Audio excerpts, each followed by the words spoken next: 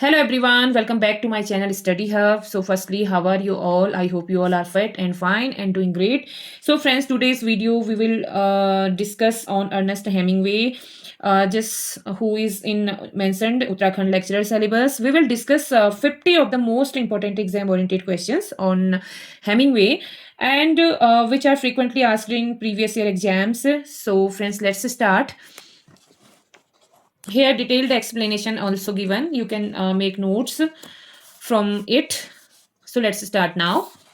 First question is, and friends we will do only one liner questions, means कि हम इसमें सिर्फ question and answer ही करेंगे क्योंकि हमने 50 क्वेश्चन का इसमें टारगेट रखा है, हमको 50 क्वेश्चन पूरे करने हैं. सो डिटेल एक्सप्लेनेशन में मैं ज़्यादा नहीं जाऊंगी, जहां मुझे इंपॉर्टेंट लगेगा मैं आप लोगों को समझा दूंगी. बाकी आप नीचे यहाँ पे दिया गया है, आप सेल्फ भी इसके नोट्स प्रिपेयर कर सकते हैं.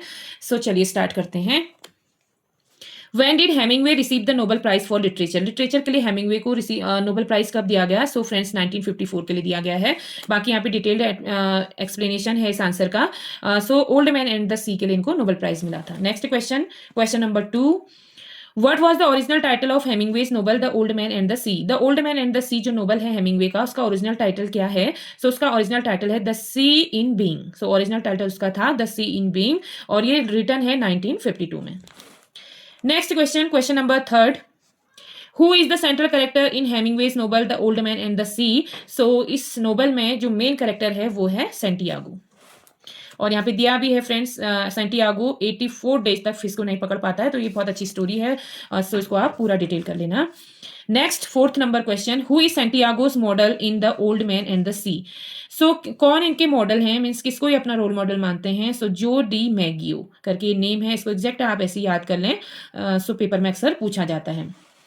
नेक्स्ट है, name the writer who has written for whom the bell tolls. उस राइटर का नेम बताना है जिसने for whom the bell tolls work लिखा है. सो फ्रेंड्स अभी अर्नेस्ट हेमिंगवे कर रहे हैं तो इजीली ऑप्शन, और वैसे मैंने ये पहले कर चुकी हूँ. सो ये रिवीजन चल रहा है तो ऑब्वियसली अभी तो आंसर हाईलाइटेड है तो आसान लग रहा है, बट पेपर के टाइम पे ये नहीं आता है, कंफ्यूजन क्रिएट हो जाता है. So friends for whom bell tolls जो है ये लिखा है अर्नेस्ट हेमिंगवे ने, और यहाँ पे दिया गया है for whom the bell tolls novel by Ernest Hemingway published in 1940. Very important date. Next question है friends, young Nick Adam is a character of Hemingway's novel. So जो यंग निक एडम है, ये जो कैरेक्टर है वो Hemingway के कौन से नोबल में अपेयर होता है? तो ये होता है इन अवर टाइम्स में. बाकी यहाँ पे डिटेल एक्सप्लेनेशन दिया गया है इसका. नेक्स्ट है question number 8. Catherine Barkley is a character in. Catherine Barkley जो है वो कैरेक्टर किस में है? तो हेमिंगवे के novel a farewell to arms में है. सो फ्रेंड्स आप देख सकते हैं कितने फेमस नोबल इनके हैं, जैसे ओल्ड मैन एंड सी है, इन अवर टाइम्स है और अ फेयरवेल टू आर्म है. तो ये पूछे जाते हैं, अक्सर वर्क पूछे जाते हैं कि ये किसका नोबल है. सो ये रिविजन से ही याद होंगे, आप इन्हें फटाफट लगाएंगे. नेक्स्ट क्वेश्चन नंबर 9 है, which of the following is not written by Robert Frost. अब इसमें से कौन रॉबर्ट फ्रॉस्ट के थ्रू नहीं लिखा गया है? Which of the following is not written by Robert Frost.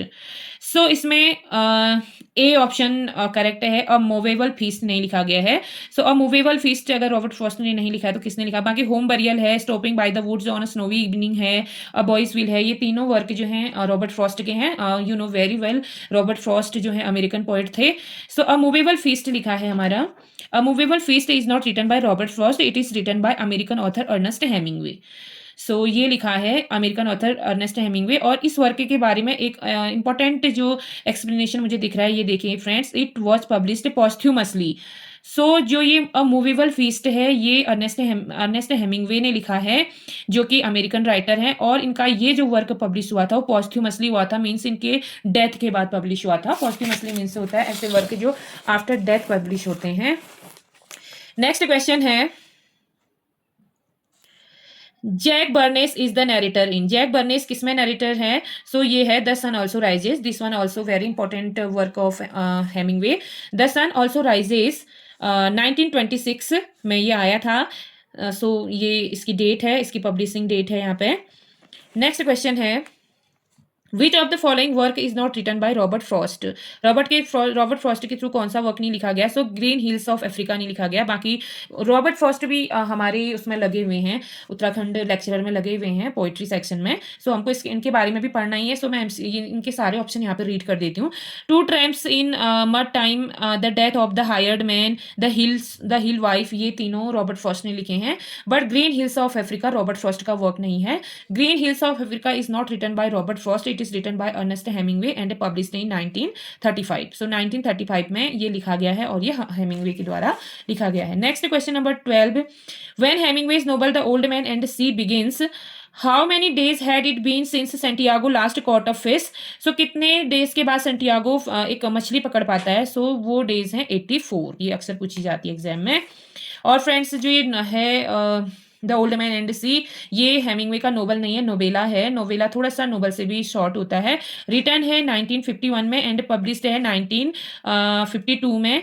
और 1953 में इसको प्लिट्जर मिला था और 1954 में हेमिंगवे को नोबेल प्राइज मिला था। So very very important dates all this. The short story the snow of Kilimanjaro is written by, the snow of Kilimanjaro जो शॉर्ट स्टोरी है वो किसके द्वारा लिखी गई है? सो ये अर्नेस्ट हेमिंगवे के द्वारा लिखी गई है। It was first published in Esquire in August 1936 में एस्क्वायर में ये पब्लिश हुई थी। नेक्स्ट क्वेश्चन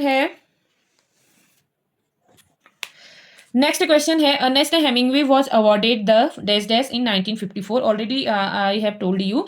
सो 1954 में हेमिंगवे को किससे अवॉर्डेड किया गया था? तो उनको मिला था नोबेल प्राइज 1954 में।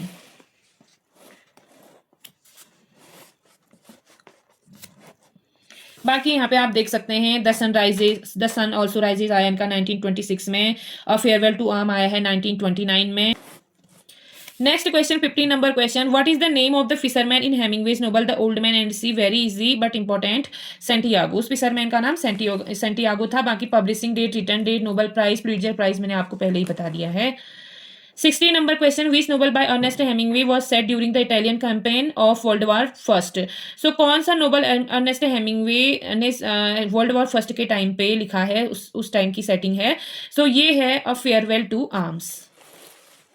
17 number question, the old man and the sea recount the adventure of Santiago. तो इसमें सेंटियागो के जो बारे में बताया गया है, उसके एडवेंचर के बारे में बताया गया है। 18 number question, Hemingway's code hero Santiago appears in. Hemingway का जो सेंटियागो था the old man and sea में, वो उसका कोड हीरो था। सो ये अपीयर होता है the old man and sea में। 19 number question, Santiago is a character described bye Hemingway. ये बार बार आ रहा है friends old man and sea में से। सो इसका मतलब ये है कि ये जो नोवेला है वेरी इंपॉर्टेंट है, आप इसकी डिटेल स्टडी कर लेना फर्दर वीडियो से। एंड 20 नंबर क्वेश्चन है, which was the first short story written by Ernest Hemingway. Ernest Hemingway की फर्स्ट शॉर्ट स्टोरी कौन सी है? तो अप इन मिशिगन है। सो अप इन मिशिगन इनकी फर्स्ट शॉर्ट स्टोरी है। बाकी नोबेल प्राइज 1954 मैंने आपको बता ही दिया है। Next 21 number question, at the start of the winter came the permanent rain and with the rain caused the cholera, but it was checked and the end only 7,000 died of it in the army. In which novel do this line occurs? So ये जो line है कौन सी novel में आती हैं? सो ये आती हैं अ फेयरवेल टू आर्म में, जिसकी सेटिंग फर्स्ट वर्ल्ड वॉर के टाइम है। ये मैंने अभी आपको बताया था। बाकी इसमें ये करेक्टर हैं लेफ्टिनेंट फेडरिक हेनरी है, ये सारे ये इसका मेन करेक्टर है। नेक्स्ट क्वेश्चन है, which of the following works is written by Ernest Hemingway? So friends इसमें से अर्नेस्ट हेमिंगवे के द्वारा कौन सा वर्क लिखा गया है? सो वो लिखा गया है फिएस्टा। फिएस्टा जो है वो अर्नेस्ट हेमिंगवे का है। अब फेबल नहीं है, अक्रॉस द ब्लैक वाटर भी नहीं है, बाकी नहीं है। Fiesta the sun also rises, fiesta का जो दूसरा नाम है वो द सन ऑल्सो राइजेज है। मीन्स एग्जाम में द सन ऑल्सो राइजेज पूछा जाए या फिएस्टा पूछा जाए, ये एक ही चीज है। 1926 में आया है ये novel by American writer Ernest Hemingway. Next है 24 number question, a farewell to arm by Ernest Hemingway is chiefly a short story about dash dash war and love के बारे में ये स्टोरी है। 25 number question, in which among the following novels did Hemingway use the term the lost generation in the epigraph. कौन सा ऐसा Nobel है Hemingway का जिसके एपिग्राफ में उन्होंने लॉस्ट जनरेशन टर्म को दिया है? सो ये नोबल है द सन ऑल्सो राइजेज। पूछा जाता है कि हेमिंगवे ने कौन से नोबल में एपिग्राफ दिया है अपना, तो द सन ऑल्सो राइजेज में दिया है। 26 number question, the American baseball player who is Santiago's favourite. तो सेंटियागो का फेवरेट कौन सा अमेरिकन बेसबॉल प्लेयर था? तो वो है जो डिमेगियो। एंड पुलित्जर प्राइज मिला था हेमिंगवे को 1953 में। 27 number question, the line a man can be destroyed but not defeated appears in. So जो ये लाइन है a man can be destroyed but not defeated, ये हेमिंगवे के कौन से नोबल में आई है? सो ये आई है उनकी famous novella the old man and the sea में।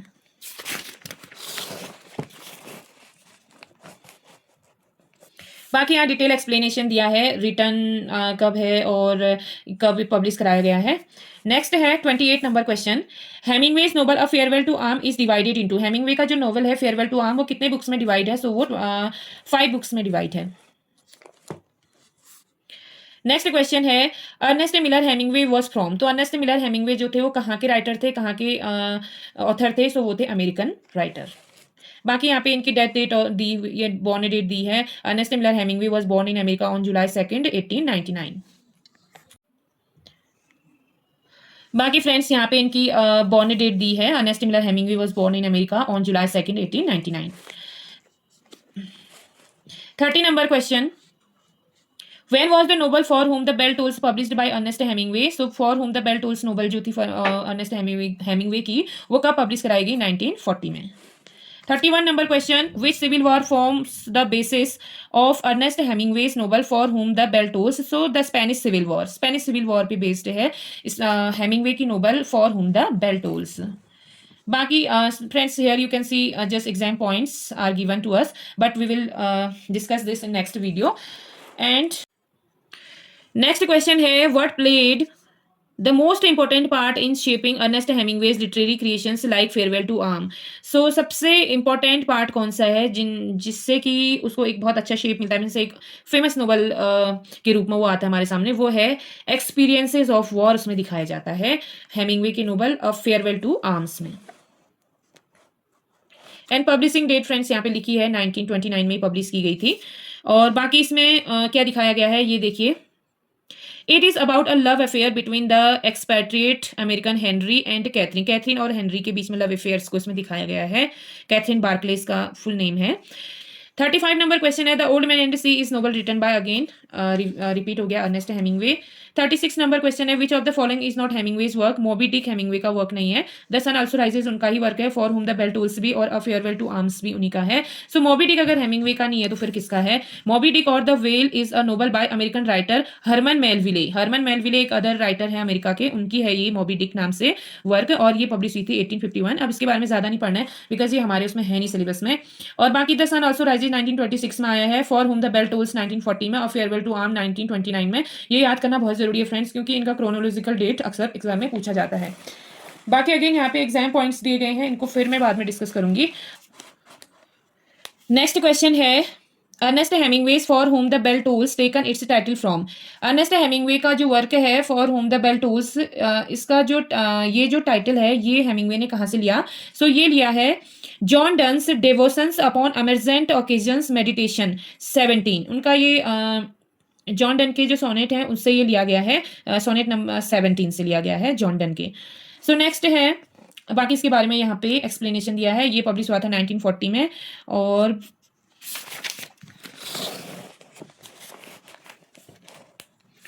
38 number question, Manolin is the name of a dash dash in Hemingway's the old man and the sea. Manolin जो है हेमिंगवे के the old man and sea में कौन है? So ये है एक करेक्टर है ये भी।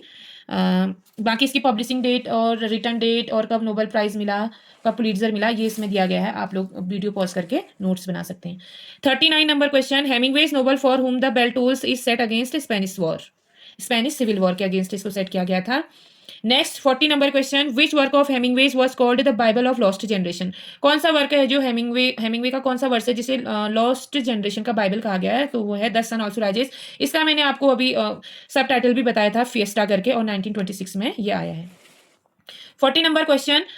The Old Man and the Sea fetch Nobel Prize for Hemingway. The protagonist is a Cuban fisherman है protagonist जिसका नेम है सेंटियागो.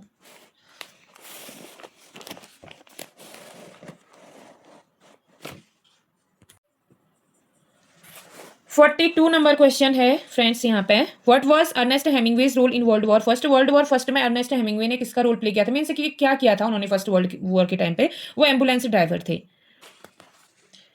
नेक्स्ट है 43 number question. Which novel got Ernest Hemingway the Pulitzer prize. So यही है old man and सी, और इसी के लिए नोबेल प्राइज भी मिला है. पुलिट्जर 1953 में एंड नोबल 1954 में. 44 number question. When did Ernest Hemingway get the Nobel Prize for Literature? Again repeated, 1954. 45 number question. Ernest Hemingway was awarded Nobel Prize for the novel The Old Man and Sea के लिए इनको Nobel prize मिला था.